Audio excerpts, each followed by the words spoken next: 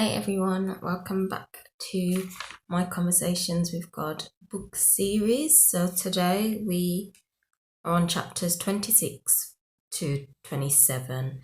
So in these chapters he basically was asking, will the world always be as it is? Will there always be problems in the world? And he was kind of like, does God really want these problems to continuously happen? And the response was quite interested. So if you're interested to find out why and have a little discussion down below, then stay tuned. Thank you again for clicking on the video. So he went in and he just replied straight away. I like how, let's say sure of the answers that are given. I just like how it's just, this is why type of thing. But anyway, he went on to say the world exists as it exists because the same way like a snowflake exists as it exists, it's simply by design. And obviously when you hear design, you think like God's the creator, don't you? So automatically that's why I could see why Neil Donald Walsh thought, well, is it you creating it like this? Because automatically you're like, okay, if it's by design, did you design it this way, or did you not? But then he just basically says you have created it this way. You have created it this way. And he went on to say God wants what you want, so because you want the world how it is now, then that's basically what God wants. Basically that's what it's saying. Now at first it's like, what? We don't want the world like this. We want it to be different. We want it to be, but it's talking on a larger scale here. Like it's basically saying collectively, I don't know where to look. I see myself here, but then the lens is here. Let me look here. Collectively, this is how we want the world to be. And when you think of it like that, it's quite deep, to be honest. Am I talking loud enough? It's quite deep. So went on to say, when we really want world hunger to end, that's just one example, then world hunger will end. So it's like, well, how exactly can that be, And he went on to say, all it takes is for all of us collectively to agree on that one thing, and it can be done by tomorrow. Went on to say that we've got all the tools necessary to end world hunger, but we as a collective have not decided and made that choice to end world hunger. We've just not done it. That's why it's still there. So that's obviously just one aspect, world hunger, but it's linked to like everything really. So whatever's happening in the world, wars, everything basically, it's the same thing. What are you guys' thoughts on that? Do you really think literally if we just all agree on the one thing, that change could actually happen? What are your thoughts?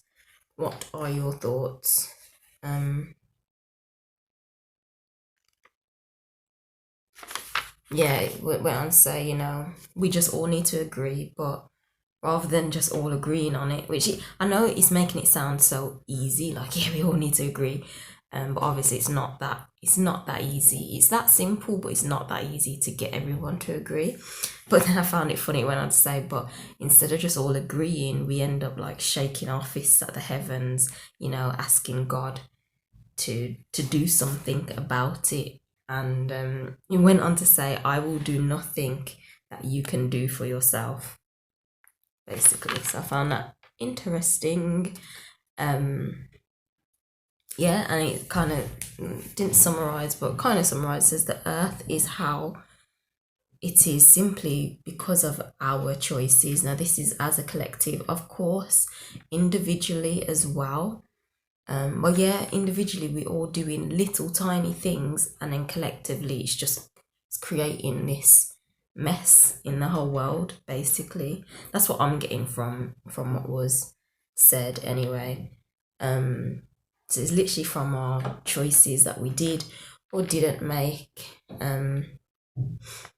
Yeah, it's from our choices. So you want to say, well, what about the robber and the rapist? What about, if you get robbed or raped, or you have an accident, someone hit you with a truck, or etc., etc. And this response was interesting because, again, it's like he's coming from the place of saying, them people don't ask, they never ask to be robbed or raped or beaten up or, like terminally ill and stuff like that. Because you kind of think, well, why would anyone why would you want that to happen to yourself? Which makes sense, of course. So I was quite interested to hear the response for this. And it was like, consciously, again, together as a collective, we've created the desire and need for people to want to do that. So it gave an example, like the best example, to be fair, was the rape one. It says, put away the taboo of sexual energy and teach it how it is meant to be taught, and how they can actually channel that into a positive way, etc., etc. And then actually doing that rather than like overly sexualizing sex, or trying to keep it hidden and taboo, just all of that stuff.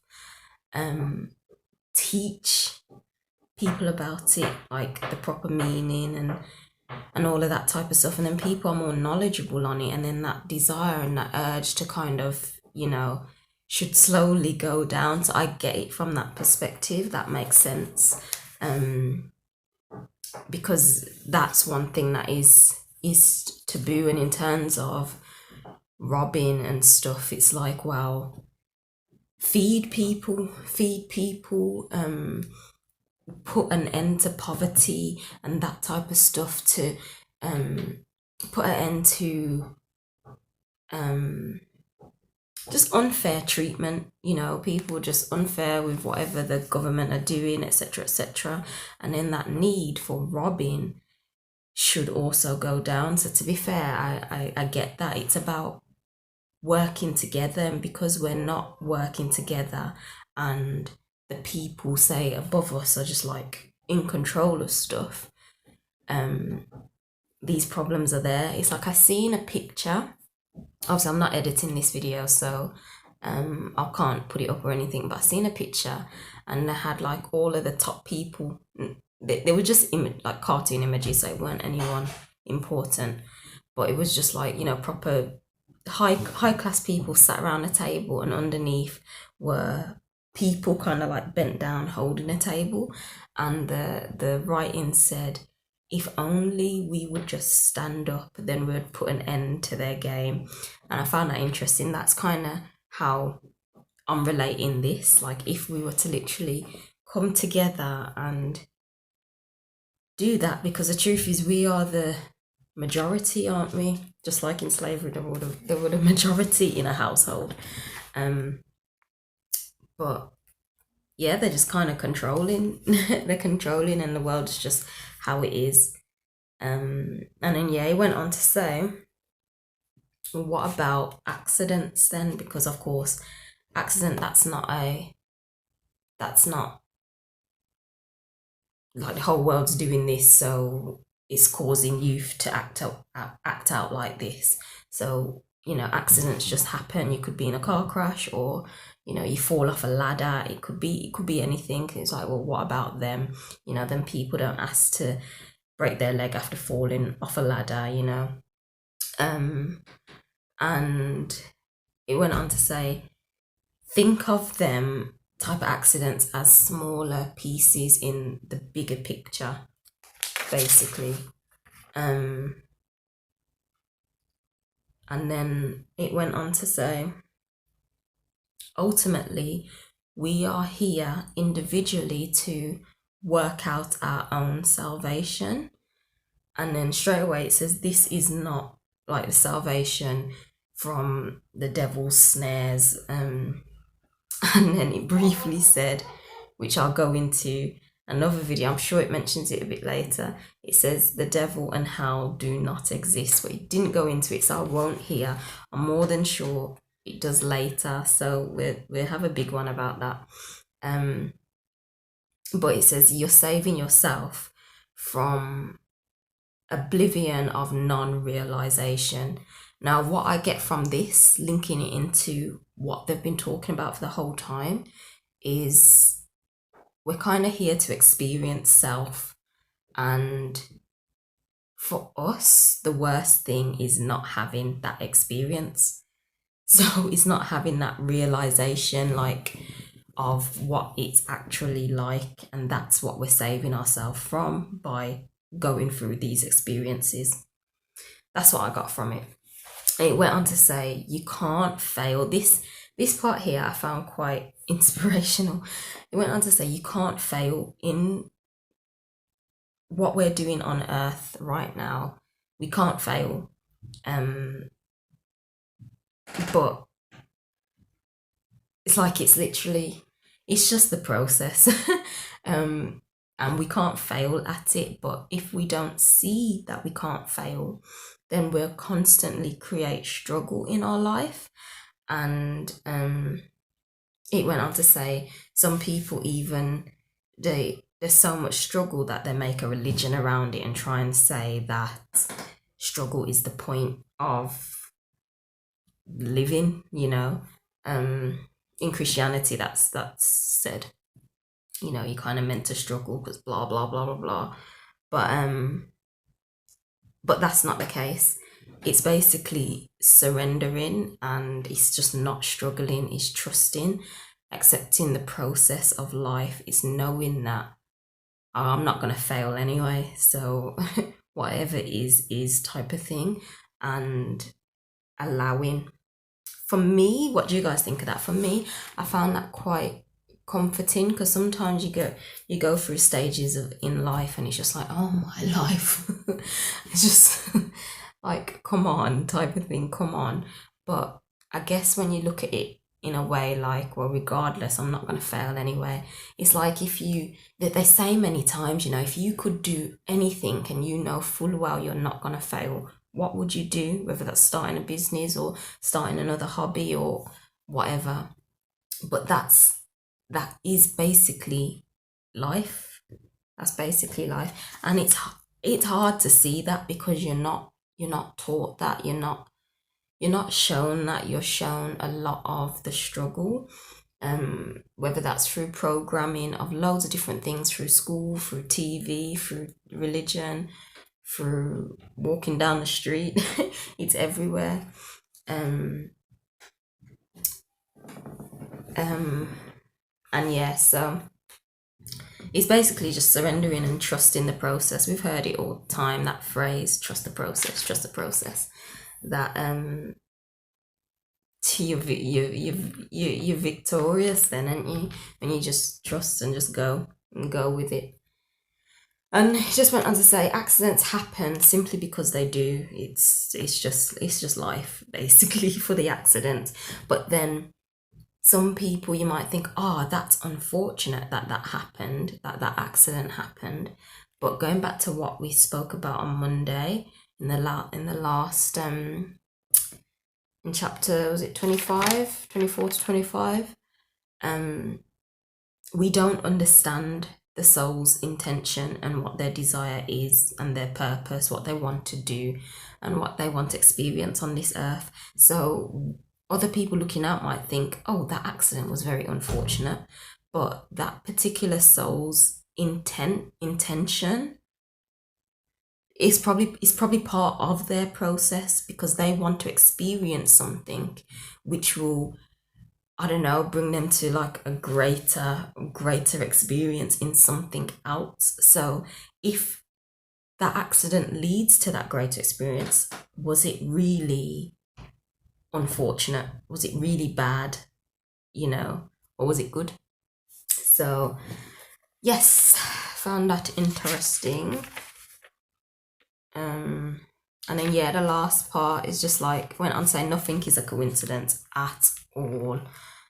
Everything, as I say, happens for a reason. Nothing's a coincidence. And yeah, it went on to say each experience is called to you by you. So basically you create everything that happens to you. That's basically what it's saying in simple. And the reason that is to experience who you truly are. Now for that can sound really tough for some people in certain cases where some things really like traumatized them. It could have been anything, but yeah, it's just tough to hear. That one is tough to hear, but I do get it when I'm looking at the bigger picture and seeing, okay, we want to experience something in life, whether that something could literally just be healing through the trauma because you don't know what that feels like, so you want to experience that. Then a trauma had to have happened, hadn't it? So you heal through it. So it's like when you look at it that way, when you see the bigger picture, I get a better understanding. Though it's still tough when like something very traumatic might have happened to someone and you know you turn around and say, oh, that was called to you by you. That just sounds harsh as hell. That sounds really harsh, it does. And so a bit inconsiderate, that's just being honest. But again, like I said, seeing the bigger picture, I see how that could be. But still tough to hear. What do you guys think? What are your thoughts on that? Because that's the hardest thing to comprehend, really, for people who have gone through a lot. And you say you've caught that on yourself. Oh, that's tough to hear. That's very tough to hear. But we don't know we don't know the soul's intention, and we're still figuring out our own, aren't we? Really, we don't even know our own because we've forgotten. So yeah, and then it ended on just the example of Jesus. You know, he could have ended the crucifixion. He could have just left just like that, but he didn't because it was his soul's intention to go through that. That's what he wanted to experience, so he did. And obviously reading that story, it's like, oh wow, that was tough what happened to him, but that was his intention. So yeah, that is it for this